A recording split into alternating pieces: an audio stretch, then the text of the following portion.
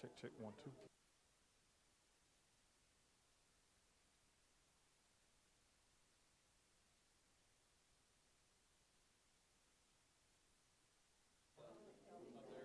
So, ladies and gentlemen, listen up real quick. This ain't gonna take but a second. If you parked over here within that driveway over here, please move, because that's an active, spot for them coming in and out of the restaurant next door. If you need to park in that parking lot next door, please park over there in the parking lot, okay? And everybody else, make sure you lock your car doors, please and thank you. Next thing is, we are going to get started right at 7 o'clock, no exceptions. We're going to start on time, and we're going to have fun, and we're going to learn something today and see some exciting stuff. So, also, we are live. That will be posted up on the Facebook page, and if you want to find it on YouTube, it's on my YouTube page. It's on iAMstreaming.videoLLC. Okay, real easy to find. So yeah, 7 o'clock, we're going live. The microphones here, feel free to use the microphones.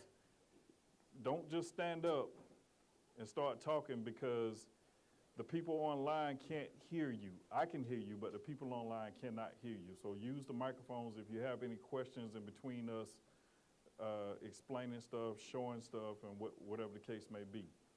Okay? All right. 7 o'clock. See you then.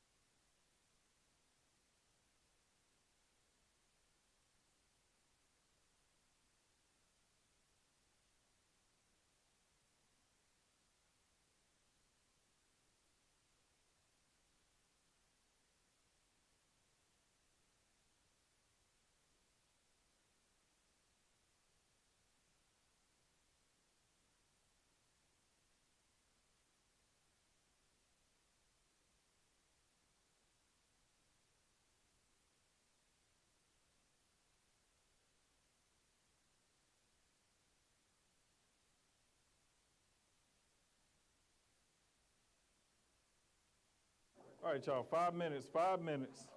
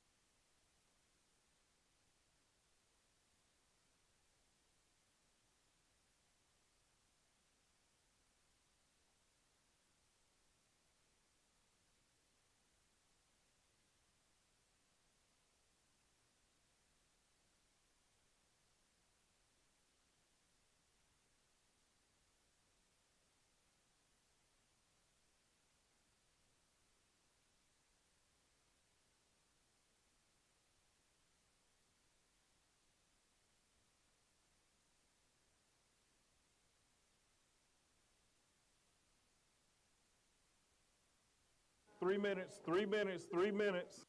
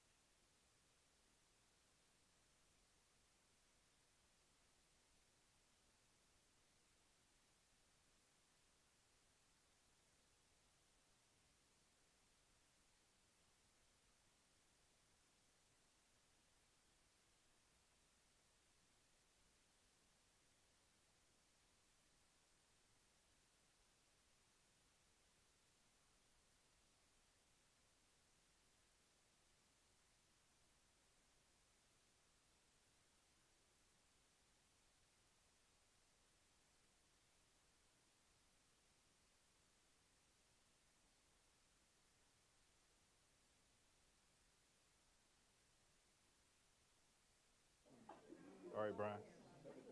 All right. You on me? Brian, you on me?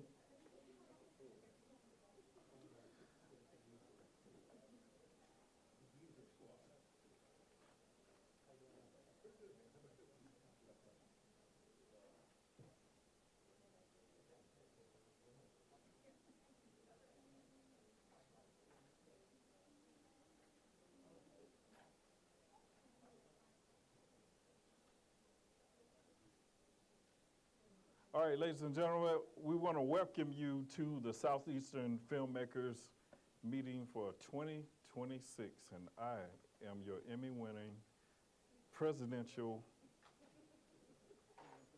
father,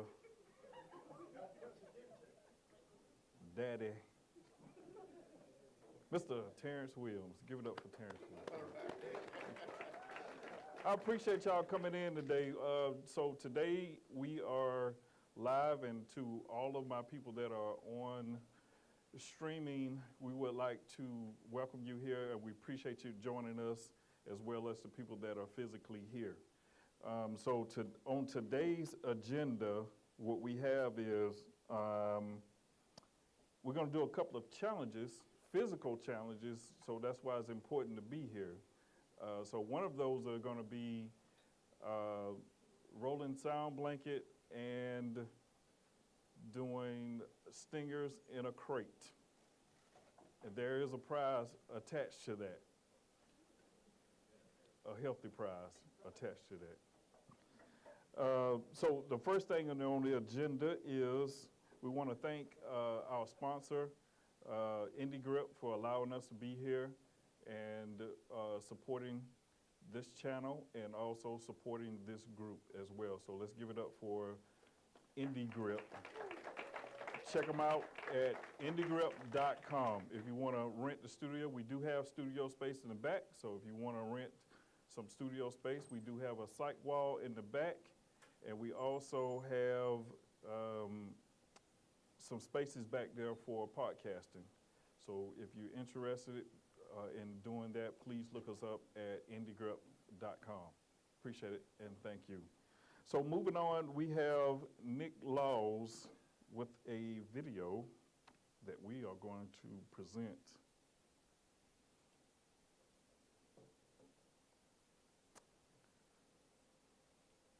Is y'all ready for the ice, snow? Something like that? I think I'm ready. I am ready for it.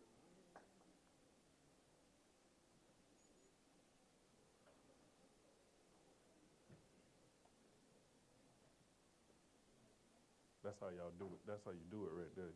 You walk in the door, shaking hands.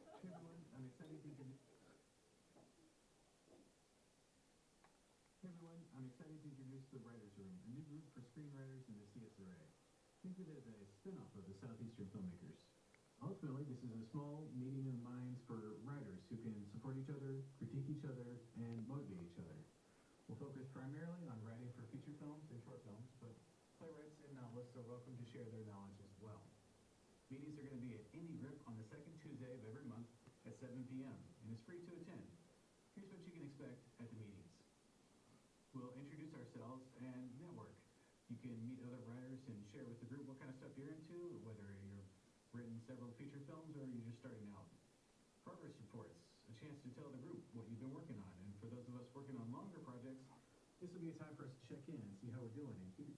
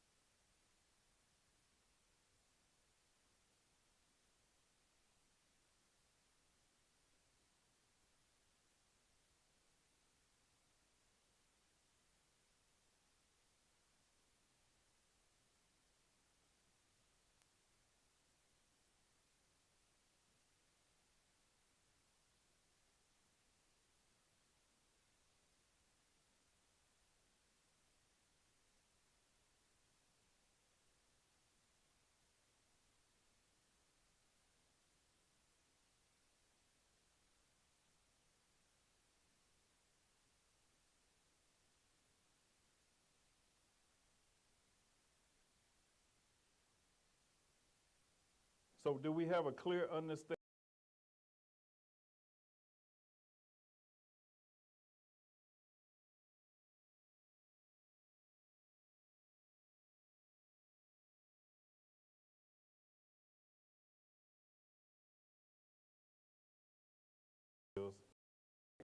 That he is not going to teach you how to write, or he's not experienced at writing, but to get a group of writers together to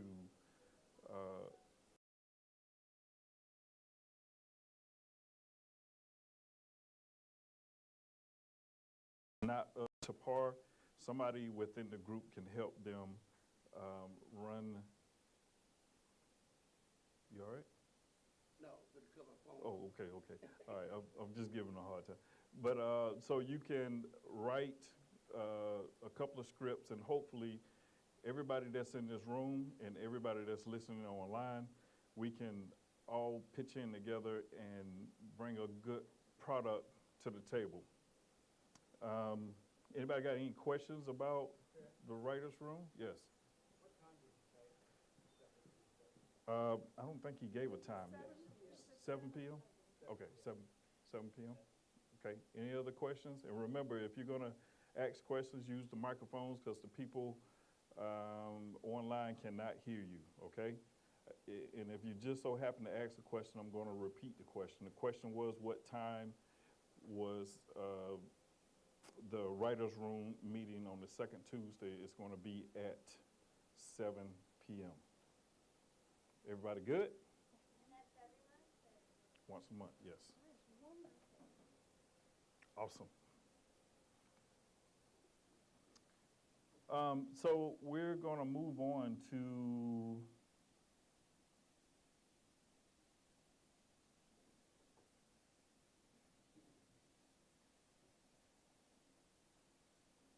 so if you've ever had the opportunity to talk to a professional, someone that is in the movie industry or somebody that knows anything about film, and you just come to somebody and say, hey, I got a script. I want that script to be shot, and we're going to shoot in February. A lot of you guys have been beating and pounding on my door about you have stuff that you want to write. Some of you guys I've never seen before. Second of all, when you bring a script to me, it's not put together like it should be. The main thing is to find out what is the correct way to write a script. What format, how to write it. Second of all, how to fund it. Okay? Then you have to look at locations. Not just say, oh, we're going to shoot in 2 weeks and you have nothing together. I had someone come to me and say, I would like to shoot a feature and I want to shoot it in 3 weeks, but I want you to do the funding for me, do the locations, and get the crew together.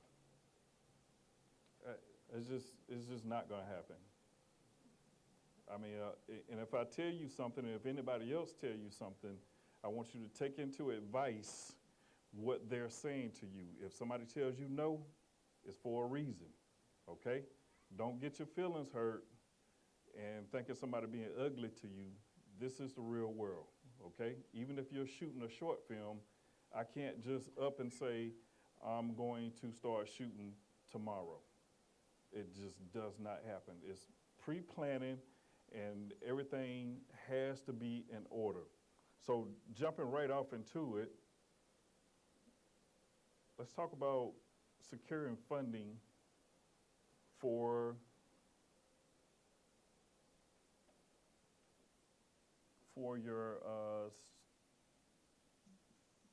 your film.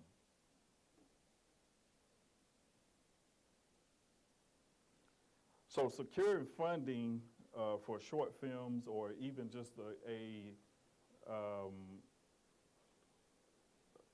feature, so to say, you would one, let's dive off into it. Funding for short film requires multiple approaches.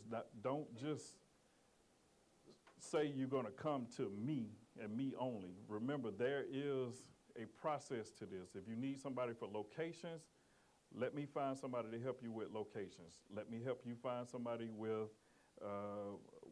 that's going to help with funding. Let me get somebody that's going to help with getting crew base together.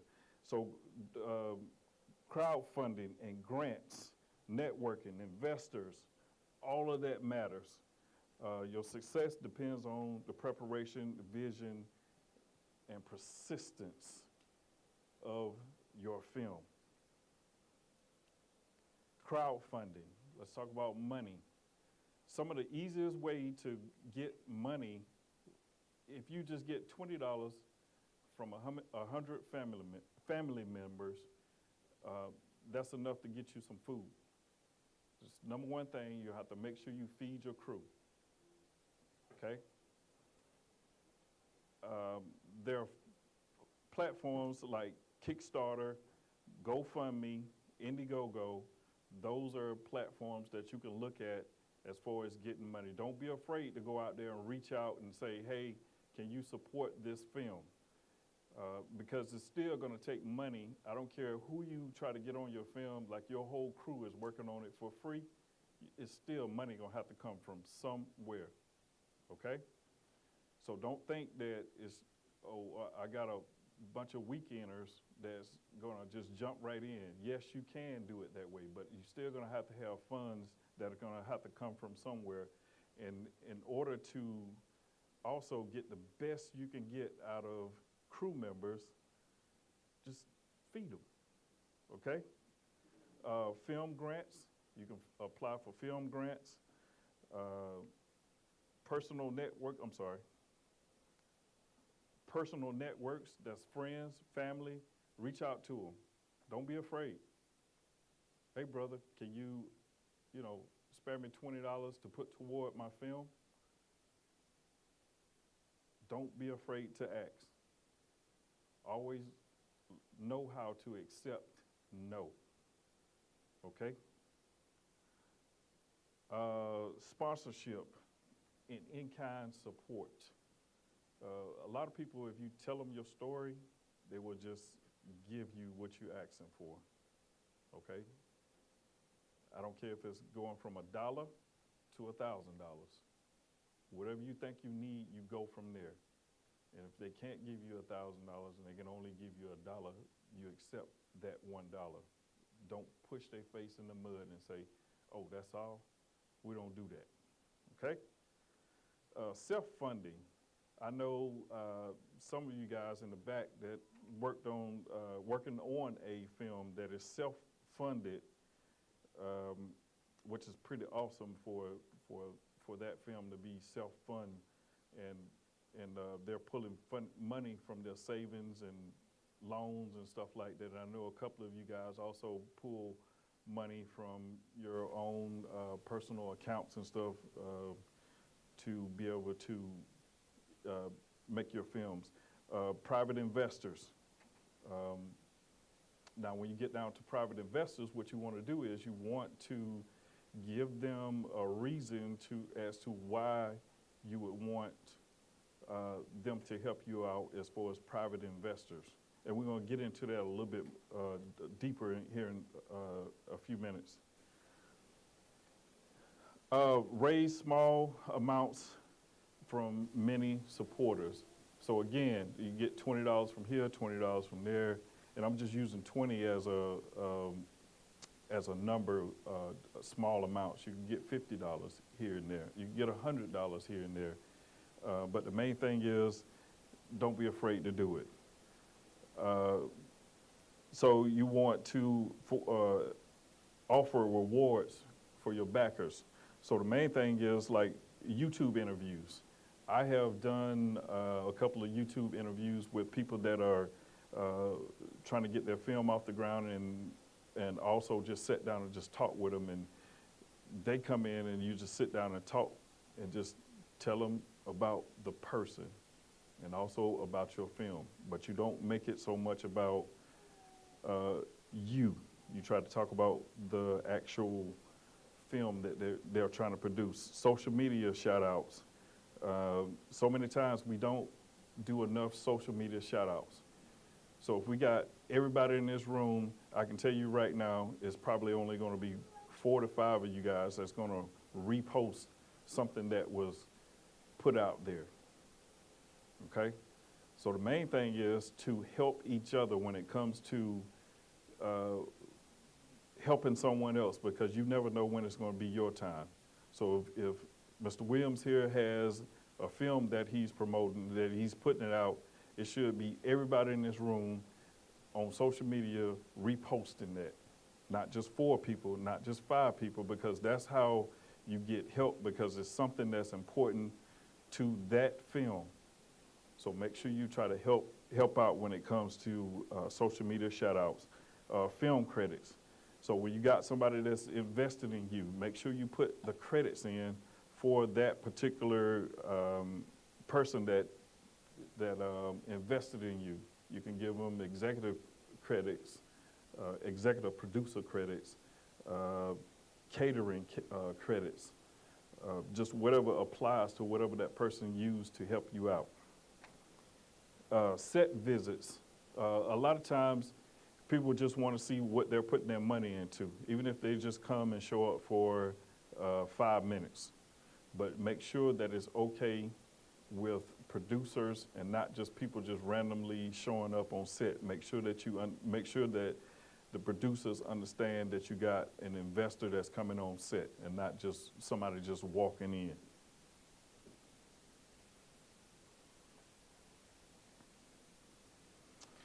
Film grants. You can apply for arts commissions, state film office, look for funds like local arts council, film funding through the city. They may have some some programs that you can go through. Just look up, you can actually go to like augusta.gov and see if there's some money set aside to actually get grants and stuff like that. So make sure you look out for grants. And grants sometimes are not that hard to get. Just do what is required of you to get that grant, to secure that grant, I should say. Personal network, friends, family, community support, that is important. That also often provides early seed funding for your movie. So you can sit and talk with family and say, hey, I got this movie coming up, and we're thinking about, we need such and such, and if you can get that money early, the better, okay?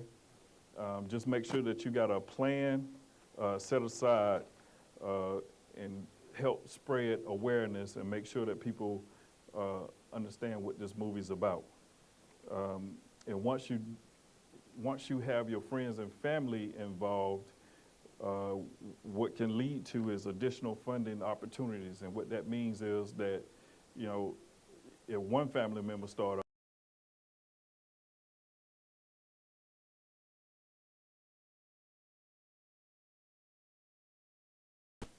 everybody understand so far?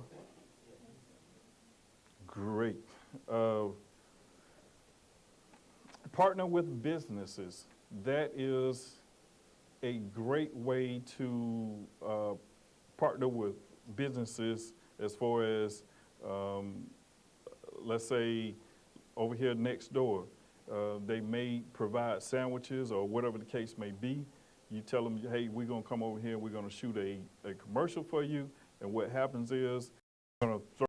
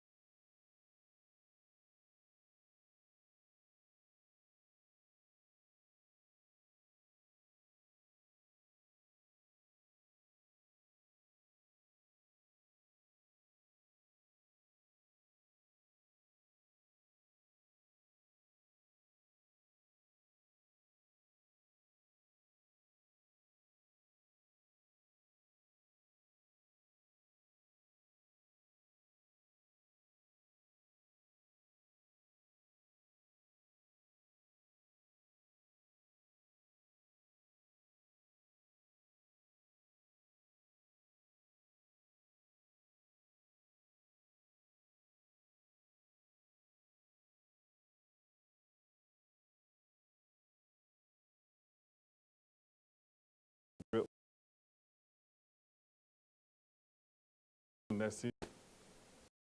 Some kind of budget.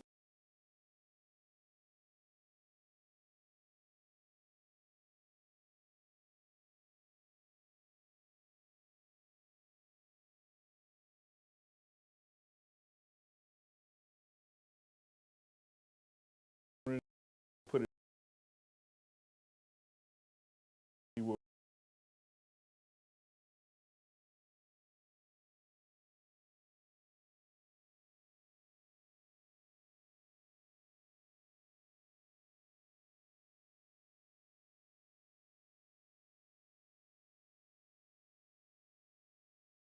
Just one scene.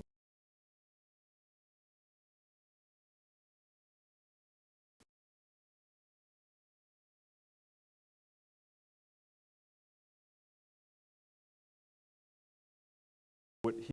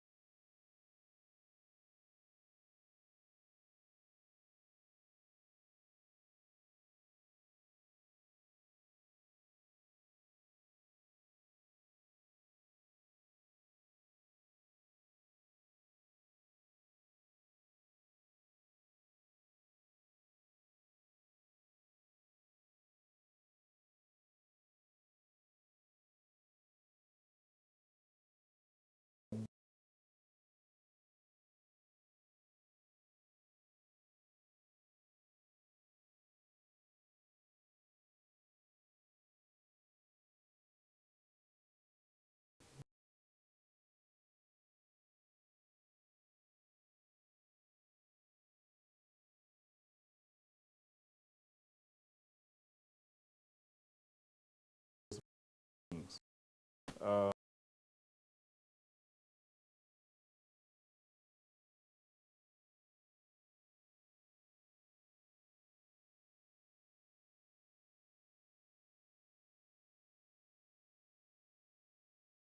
out.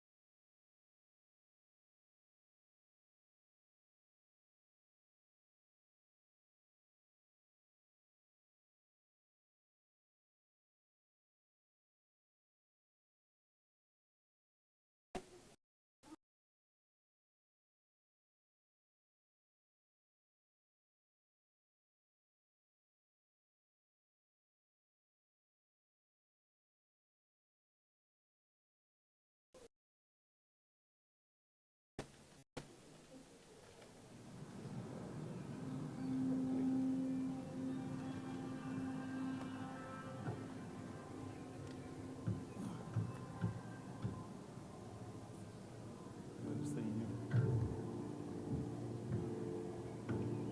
How you, Jeff?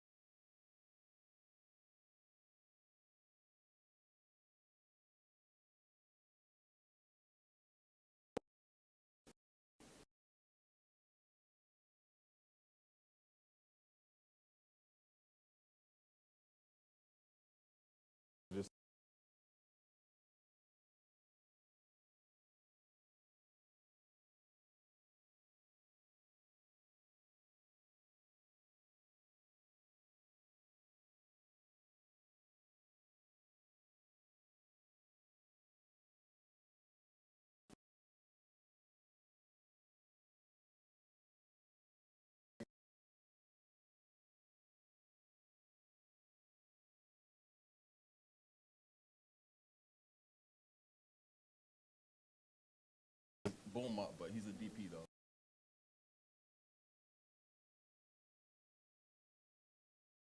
You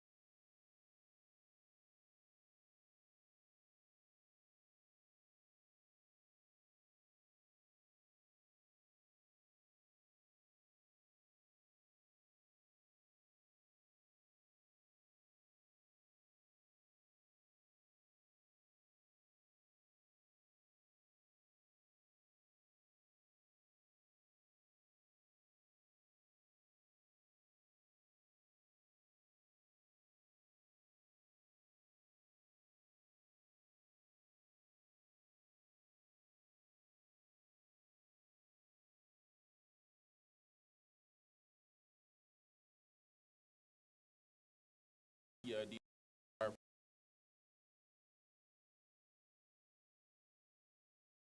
we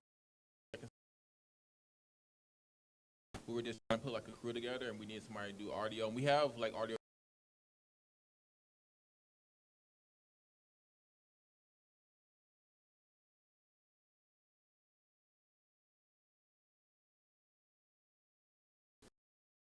shoot sometimes.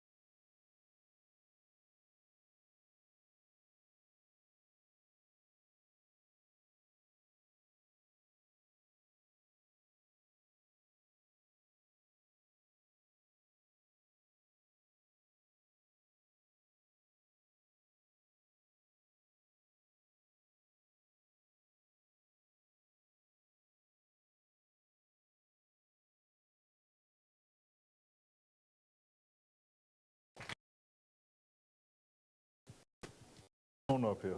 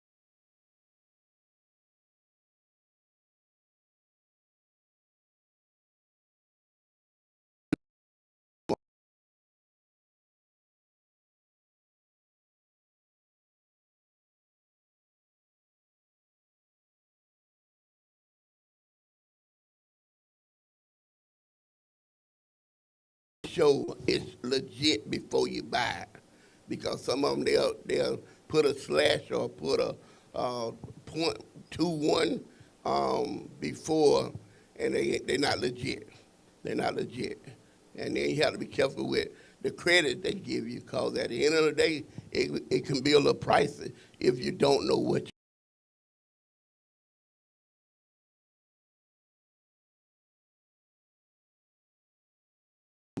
got.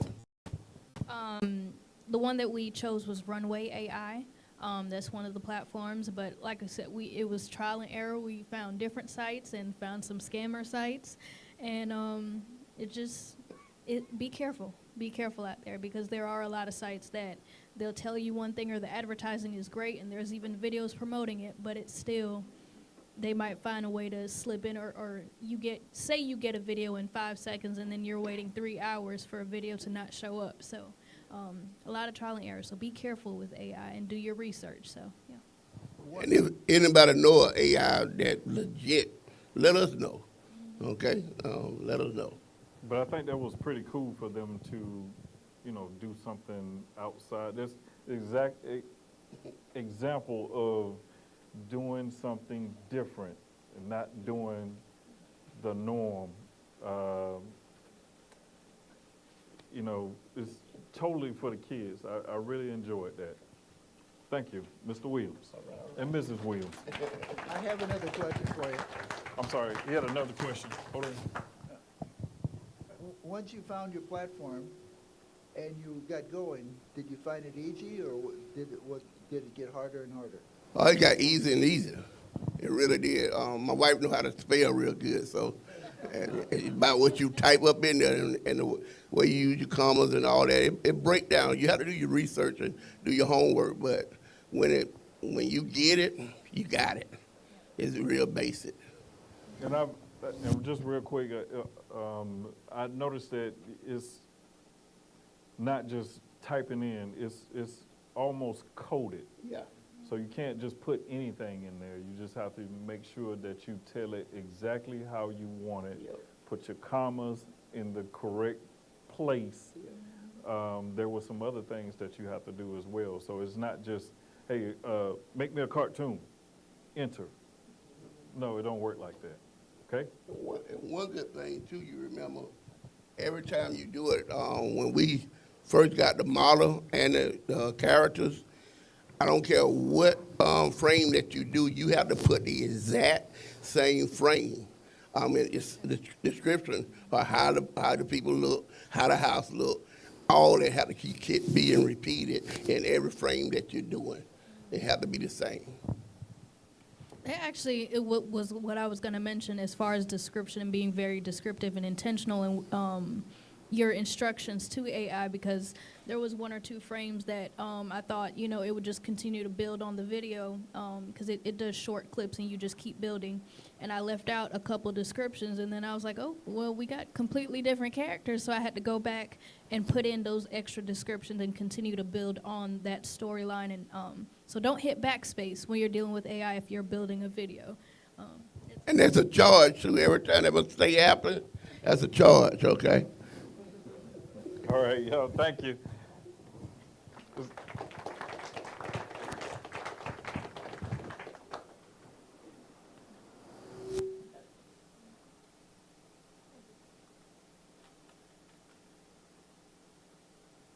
And I have another one from Adam.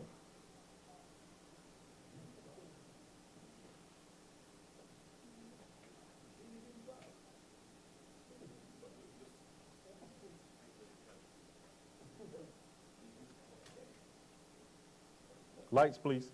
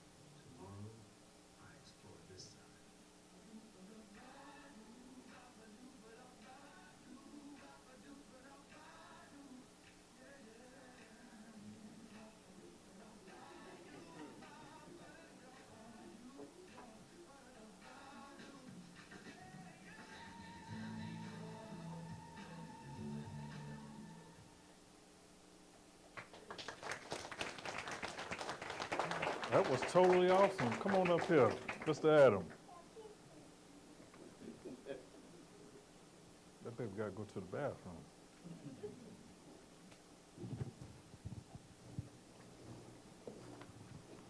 Right here. So let's talk about the inspiration for a new character. Where did this character come from? Or is this an old character? Well, if you don't know me, my name's Adam. I'm a local high school Spanish teacher, and when I get a moment of free time, I like to make movies. It's been a while since I made one of my little green screen movies. I created a character named Itty Bitty Bob who goes on little tiny adventures, and I've done underwater, outer space, desert, backyard, and this was the AI challenge, and I thought, so it's time to make a new one. So I went on Google Gemini, and I said, write a script for a short film about a 3-inch tall man who goes on adventures in the backyard. And it said his name is Eli. He wears a bottle cap for a hat. He wears a stitched shirt and a string for a belt. And then it had the whole script. All the lines that I said were AI. The whole progression of events and things like that were AI. And then the song itself, I'm really interested in AI music, how real it sounds nowadays. So that was, they took the song Mbop by Hanson and typed make it 1960s soul, and that was the song. There was no human or instruments or anything. And the biggest, I said awesome.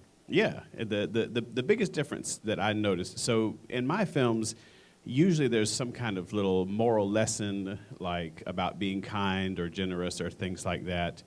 And with this script, I noticed there's not a lot of plot. I go from one side of the yard to the other. I see a couple of things that would be scary to someone who's tiny. And a couple of things didn't make much sense. It says the first thing that happens is a shoe hits the ground. And I was like, a shoe hits the ground? Why? I guess maybe to show the scale is the only thing I could think it was thinking. So I added me walking, and I intentionally had my face cut off because I didn't want to be big and little. That would be weird, which I've done before. So I was like, let me knock this shoe off while I'm on the phone, and then the hat, I wanted to make it clear what it was, so I went and bought an orange soda at Cracker Barrel, and I flipped off the cap so everyone could see what it is that I was picking up. Mm-hmm. So, so that was the movie. So pretty much, he did the performance. That was the amazing part because it wasn't all totally AI. He used practical and physical, and you green screened it, correct? Yes. Okay. So it was all performed by him, but written, and the script was just put out there by AI. Yeah, and I made the costume. I went and bought the fabric, and I put a T-shirt over it, and I traced a line around it, and I sewed it on my sewing machine and put the buttons on and stitched the patches. The hat was made out of a pie tin and poster board and paint. And so even though the script itself was just mechanically written, I think when I physically performed it, it definitely has the same kind of flavor as some of my other films because like my other character, Itty Bitty Bob, I'm small, and it's like, oh no, this is scary. Oh, it's time to run. You know, I've always said that emotion is the heart of what that character is, emotion and kindness. And again, it's something different. It's not on the horror. It's kind of was across the board. So you got something funny. You got a little bit of drama from the Crow. And it was just totally different. A child can watch it. So again, it was awesome. Let me get that mic over here real quick. I have a personal accomplishment. This was the first time I did not get a copyright violation. I know I'm slipping. I'm the self-crowned king of copyright infringement. It's the best. Yes, sir. I'm Jay. I'm a cinematographer out of Atlanta, and one of my main questions before I start is you watch TV in the '90s, man. I remember a movie, Honey, I Shrunk the Kids. That's what kind of gave me an idea of it. For the younger people, they don't know what we're talking about. But how nervous were you shooting while filming? You said, was I nervous? How nervous were you? filming? Oh, well, I mean, first of all, you should know I'm not the most shy person I've ever met. Gotcha. I read at my school, I read the graduation names in front of thousands of people, all that sort of thing. I'm a sports announcer. No, it's not nervous for me, and the reason because I did this whole thing 100% me. There were some sacrifices, like some of the camera angles had to be, stationary, or I had to just do things myself.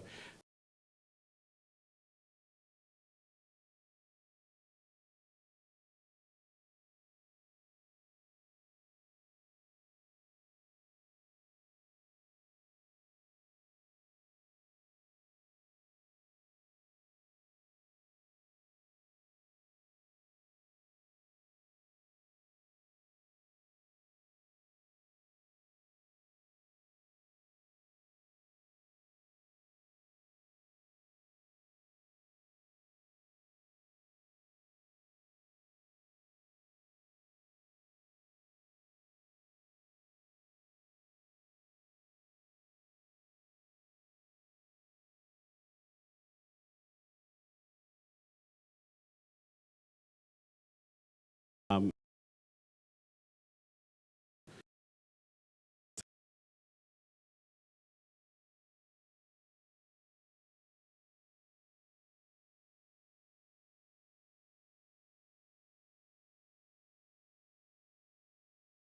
which is I usually violation.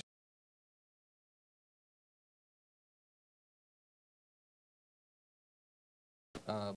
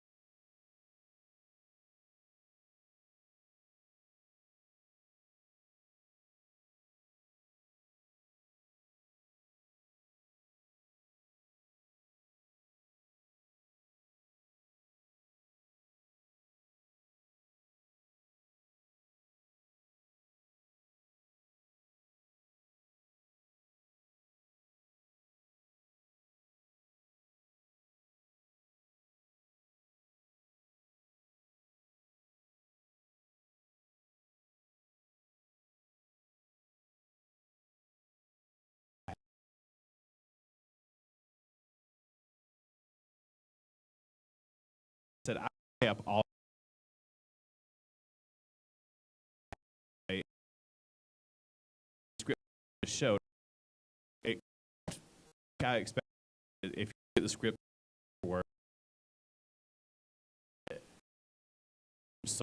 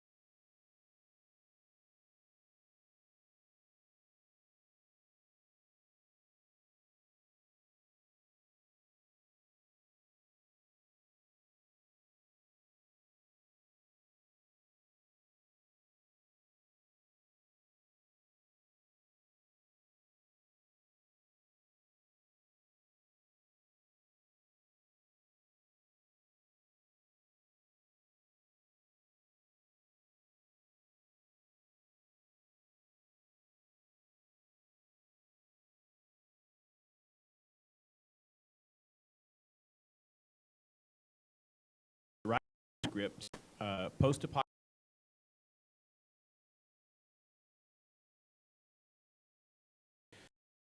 Which I said with a heavy emphasis on correct grammar. And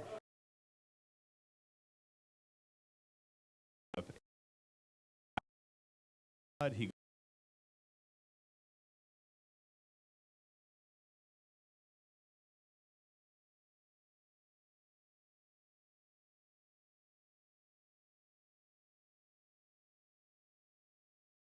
really good as far as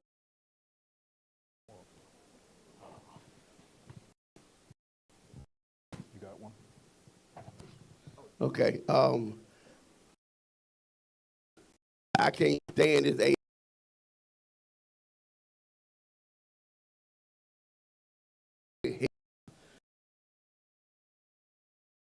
president is to have a debate.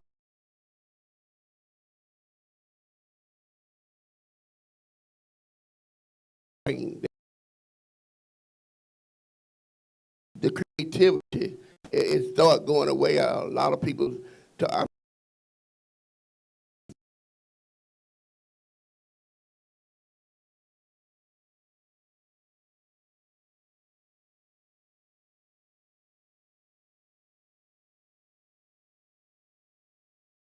early. It's the same storyline. It's like I could close my eyes. I told my wife I could close my eyes on a lot of stuff and tell you the beginning, the middle, and the end.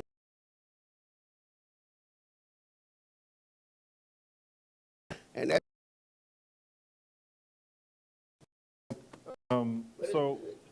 So writer's room is created because it's going to be collaborating with other writers, okay? I got you.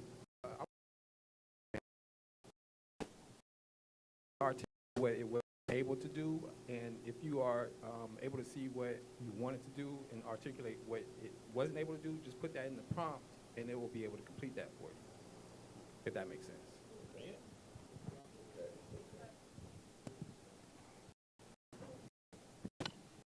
So I think things that I've observed as far as writing is concerned with ChatGPT is the, I don't even recall. With that is it can do the technical, it can even out you really it can't give you, and what it can't give actors is the motivation behind the characters. It cannot give me a complex character. It cannot give me a character that's grappling with past trauma. It cannot give me that unless I have to go through and dictate it. And if I have to go through and dictate that for each and every character, I might as well write the damn script myself.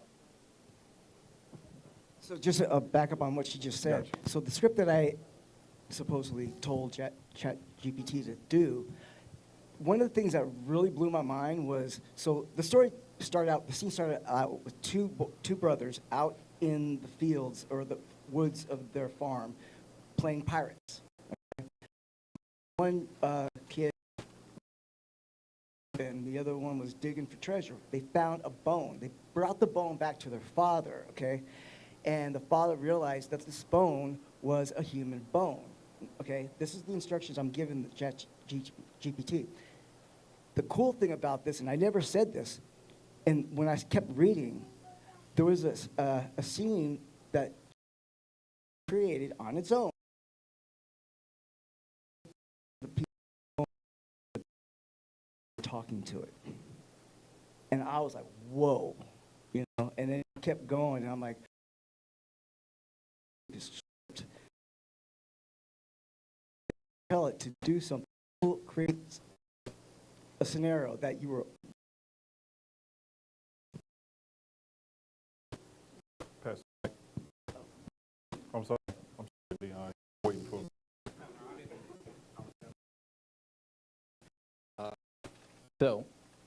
I actually, in regards to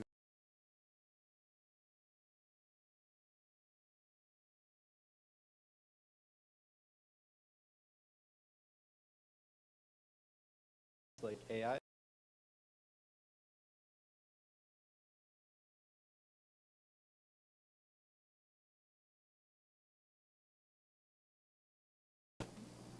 Like work well with those AIs, like, but I'm on pre-visualization and not post-production. There was a question about what kind of AI programs to use. Those are the two that I've had the most luck with. What is? Hilau and Kling. It's HAUKG.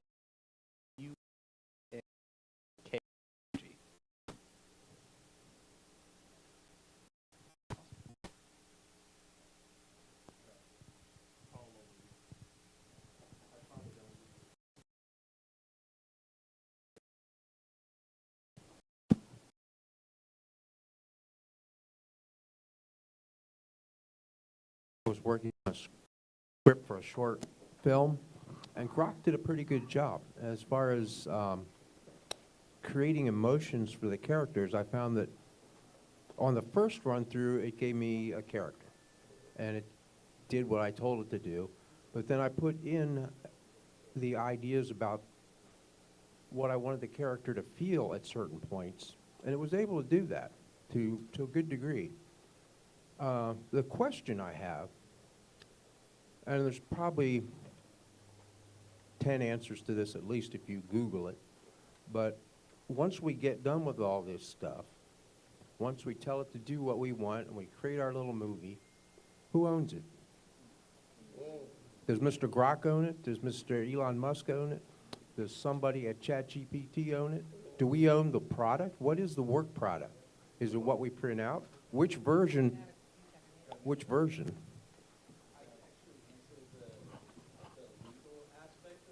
Yeah. AI actually cannot own the rights to anything unless previously stated, which is the interface, like terms of service. So How on earth do we know that?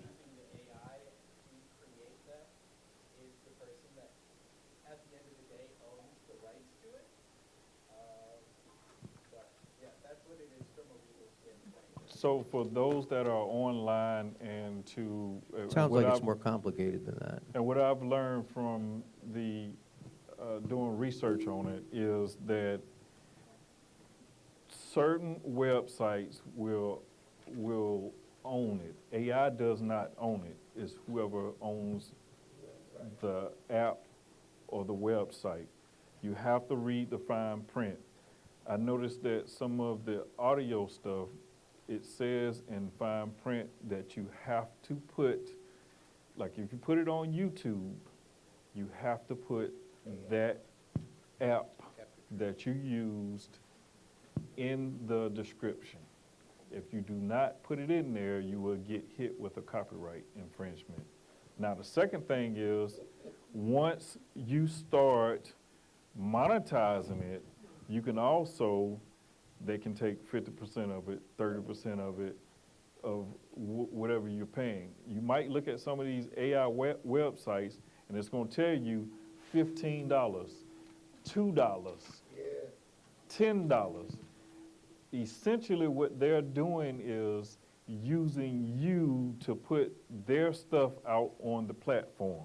So once you put it out there, guess what you owe to them? Because they're going to take a bit of the profit. It can go anywhere from 50% to 10%.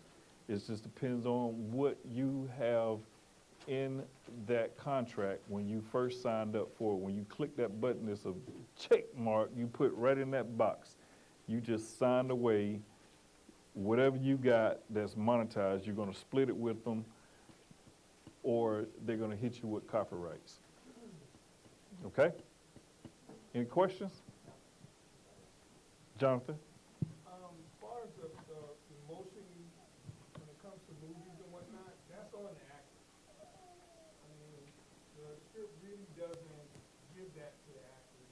That's what being a professional does. That's what, you know what I mean, being a trained actor will get you. You don't really have to have it word for word in the script as far as, you know, how they feel and whatnot. A lot of actors are write their own backstory and whatnot, but you get good actors in your movie and they will bring that feeling for you. They will bring that emotion for you. Now, you start using AI actors, then you get a dry movie. But long as you have that human factor and good actors, they will bring it to your script, whether you got it off ChatGPT or wherever you got it from. A good actor will bring it alive for you. So in other words, what he's saying is, if you have, go ahead.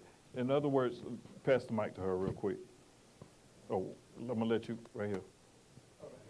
So in other words, if you're not doing total AI, and that's creating actors, characters, essentially what he's saying, you can have the writing done by AI, but performances are done by humans. Okay? Yes. Well, I kind of beg to differ because I'm a poet and I'm also a writer. There are certain words that bring out human emotion. I have tried to, I looked up in ChatGPT and tried to even create, because I'm in a poetry class, one of the teachers was like, you know, you guys try to do a poem from AI. And we did. It's dry. It doesn't have, because there are different words that bring out human emotion than just the regular. I don't know. With poetry, it's different. It just don't have it yet. Yeah, it don't have it yet. Yeah.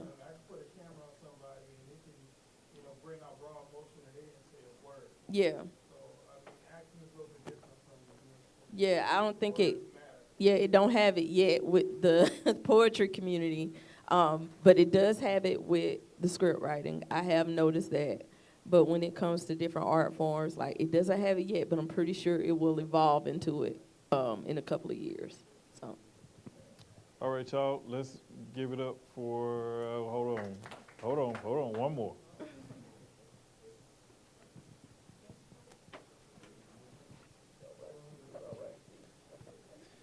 So I'm not a screenwriter. I'm an actor. And this is a topic that I get very personally upset about because I want to ask y'all, why do you write? Why do you make these short films, these feature films? You do it for creative expression. And I feel that if you use AI for it, it robs that entirely. And I think it bastardizes it, personally. I think the most it should be used for is maybe storyboarding to elaborate on a subject that you don't have a lot of personal experiences. Use it as a research tool, not to write it for you or to create. Because if you use ChatGPT to write an entire screenplay for you, you didn't do shit. You didn't write that screenplay. Absolutely You right. gave one of your own original ideas you could have turned into something great and turned it into generic garbage. That's my genuine opinion. And I agree.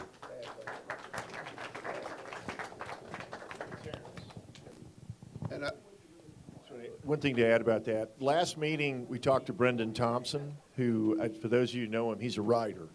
He has a degree in writing. He's one of the guys that we always turn to look at anything.